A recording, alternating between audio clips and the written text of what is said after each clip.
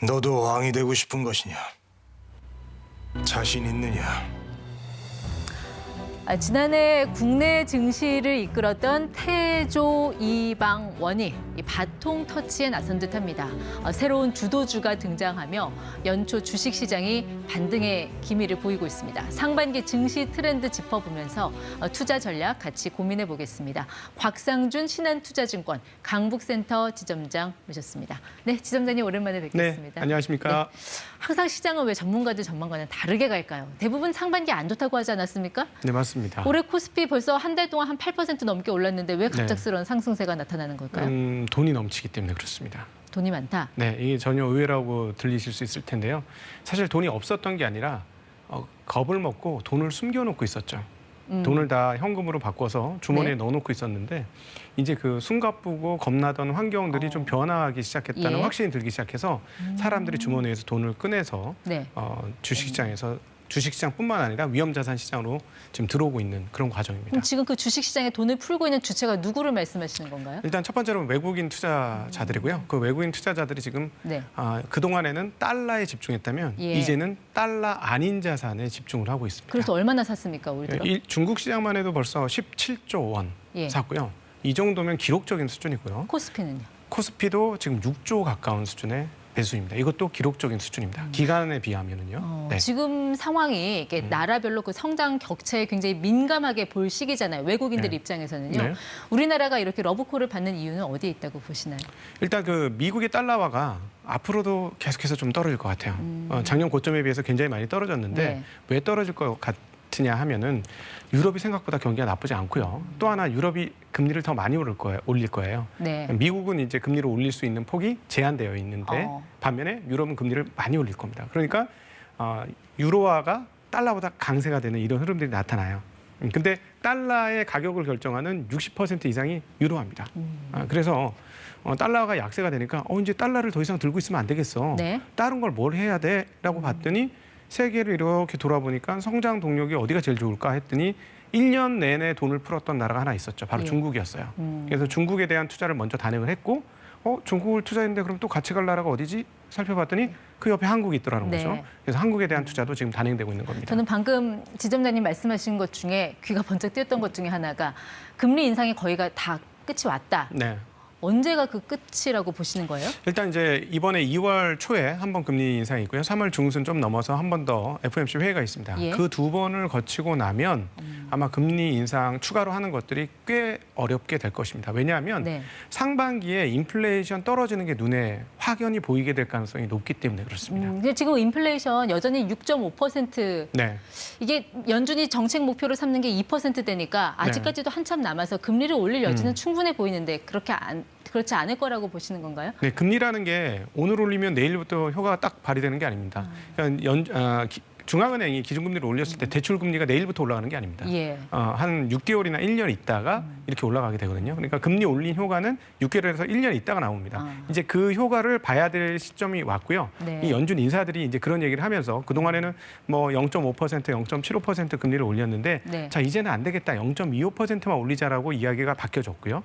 이렇게 됐다는 건 이제 올릴 공간이 그다지 많지 않다라는 것이고 미국 채권 시장은 그걸 예상하고 가격 매김을 하고 있습니다. 또 한 가지가 지금 연준을 보면은 금리 인상이 이렇게 공식대로 가는 게 아니라 약간 수싸움 하듯이 지금 진행이 되고 있잖아요. 저쪽에서 어떤 액션이 나오면 이쪽에서 반격을 하고. 근데 지금 그 대표적인 수 중에 하나가 실업률, 고용. 연준은 계속 인플레 보지 말고 여전히 고용이 뜨겁다 이걸 봐라. 그래서 우리는 금리를 누를 수밖에 없다라고 이야기하는데 지금 실업률 같은 경우 보면은 미국 일자리 1,000만 개가 넘는다. 여전히 고용이 뜨겁거든요. 그러면 아직까지 금리 인상을 더 할 그런 요인이 되지 않을까요? 상반기에 이 자리가 가장 중요한 자리예요. 세계 경제, 거시 경제로 볼 때 가장 중요한 자리인데 연준이 고용에 집착을 하게 되면 생각보다 금리를 더 올릴 수 있습니다. 지금 한 2번 정도 올리고 못 올릴 가능성이 높다라고 말씀드렸는데 고용만 보면 그중에서도 특별히 고용 중에서도 제일 뒤에 나오는 지표가 하나 있는데 그게 실업률이에요. 그래서 실업률을 보게 되면 금리를 더 올릴 수도 있는데 그렇게 되면 경기 자체를 완전히 찍어 누를 가능성이 있습니다. 근데 저희가 작년 11월부터 계속 비롯돼서 미국에서 나타나고 있는 현상이 소위 말하는 거대 기업들에서 해고 잔치가 벌어지고 있어요.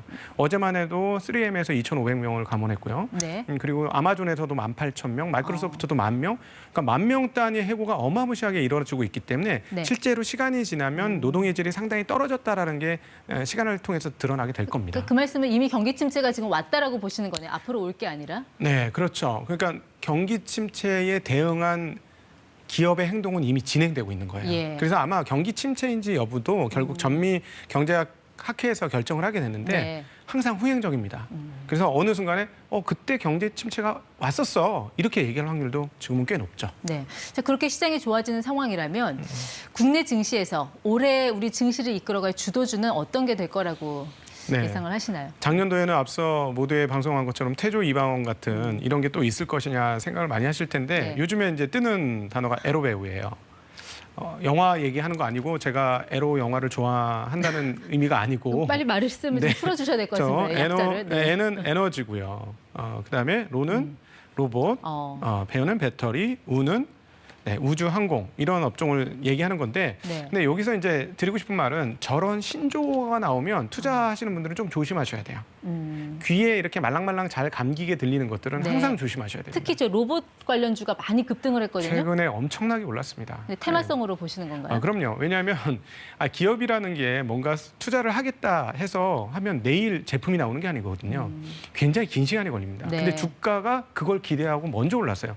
그러니까 주식 시장이 어려운 이유는 사회과학 영역이거든요. 자연과학은 숫자가 딱딱 떨어지는데 이 사회과학은 사람에 따라서 다르게 나옵니다. 결과치가. 그러니까 실제로 숫자가 나오는 건 한참 뒤인데 사람들의 마음이 흥분된 거예요. 예. 그 주가 반영은 이미 다 된 거죠. 그래서 그런 측면에서 이런 단어들이 형성되면 항상 좀 조심하시라 이런 말씀 근데 드리고 로봇 싶습니다. 같은 경우는 지금 뭐 삼성도 한다고 그러고 LG도 한다고 현대차도 한다고 그러고 네. 테슬라도 한다고 그러고 이런 네. 거대 기업들이 참여하는 거를 글쎄요. 테마성이라고 볼 수 있을까요? 장기적으로는 분명히 맞아요. 방향이 맞고 사실 그 테슬라의 자동차도 따지고 보면 로봇이에요.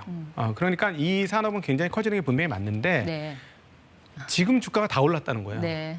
현실이 오기 전에 주가는 이미 다 실현됐다. 그러니까 조심하자라는 겁니다. 네. 그럼 지금 방금 보신 그 신조에 별로 동의를 안 하시는 것 같아서 네. 그러면 지점장님이 보시는 올해 주도주는 어떤 걸 생각하시나요? 일단 기본적으로 외국인들이 사면은 그냥 포트폴리오를 쭉 다 깔아서 삽니다. 한국이 시가총액대로 다 사기 때문에 시가총액 상위 종목과 대형주들이 먼저 좋을 거고요. 주가적으로는. 근데 이제 장기적으로 그러면 한국의 미래 성장 동력은 무엇이냐라고 물어보신다면 저는 오히려 소프트한 산업들, K-팝, 네. K-컨텐츠 이런 것들을 굉장히 좋게 봅니다. 드라마, 네. 웹툰, K-팝, 콘텐츠 이런 산업. 것들. 네. 지금 뭐 최근에 그 한국 그 아이돌 그룹들이 해외 나가서 콘서트 하는 걸 보면 이 그 티켓 판매 파워가 어마무시합니다. 티켓 가격이 거의 10만 원대던데요. 기본이. 10만 원이면 싼 거죠. 훨씬 더 비쌉니다. 네. 왜 그러냐면 이게 요즘 현대 사회가 초연결 사회이긴 합니다만 개인은 굉장히 외로운 네. 사회예요. 그래서 자기가 만족하고 자기를 만족시키는 거에서는 예. 돈을 아끼지 않고 씁니다. 자기의 기호가 있으면 가격이 상관없어요. 그래서 15만 원이건 20만 원이건 비싼데도 네. 지르게 되죠. 그건 한국만의 문제가 아니고 전 세계 문제인데요. 팬덤은 가격을 넘어선다. 네, 그렇습니다. 근데 그렇다고 하더라도 엔터에서 사실 돈을 많이 번다고 해도 증시에서 그렇게 티가 안 나잖아요. 결국 그건 이 맞는 시장을 말이죠. 턴어라운드 할 수 있는 거는 반도체 아닙니까? 네, 맞습니다. 정확한 말씀이시고요. 반도체가 턴이 돼야 한국 산업 전반이 턴이 되고 한국 경제 성장률도 올라가는 거 분명히 많습니다. 워낙 규모가 크기 때문에 그런데요. 네. 그럼 반도체는 도대체 언제쯤 예. 턴을 할 것이냐. 여기에 있어서 한 분 호출해야 할 분이 있습니다. 네, 쪽집게. 네, 2022년 전 세계 최고 쪽집게 도사로 등극하신 한국은행 이창용 총재가 찍는 대로 있으신데요. 다 가더라고요. 예. 찍는 대로 다 갔습니다. 작년에 부동산 조심하라 그러니까 부동산 고점이었고요. 환율이 이제 너무 높다라고 얘기하니까 네. 그때부터 환율이 떨어졌고요. 이번 기자간담회에서 뭐라고 말씀을 하셨냐면 반도체 시장이 상반기까지는 어렵지만 하반기부터는 개선될 여지가 있다라고 말씀을 하셨어요. 전망이 그렇게 하반기에 좋아진다면 시장 네. 가격 변수는 지금부터 움직여야 할 텐데요. 삼성전자 그렇죠. 주가 움직여야 되는데 삼성전자 5만 원대에서 벌써 6만 원대 갔습니다. 예. 관심이 없는 사이에 주가가 이미 오르고 있고요. 삼성전자는 예전에도 그랬습니다. 가장 좋기 전부터 주가가 떨어지기 시작했고요. 네. 지금은 가장 나쁘기 전부터 주가가 오르기 시작하는 흐름들 확인할 네. 수가 있습니다. 알겠습니다. 다음 주에 그 미국 기준금리 인상이 있는데 정말 지점장님 말씀대로 0.25%포인트 올리고 그칠지 한번 또 지켜보도록 하겠습니다. 네, 지금까지 ETY 곽상도 최상준 지점장 함께했습니다. 오늘 말씀 고맙습니다. 네, 감사합니다.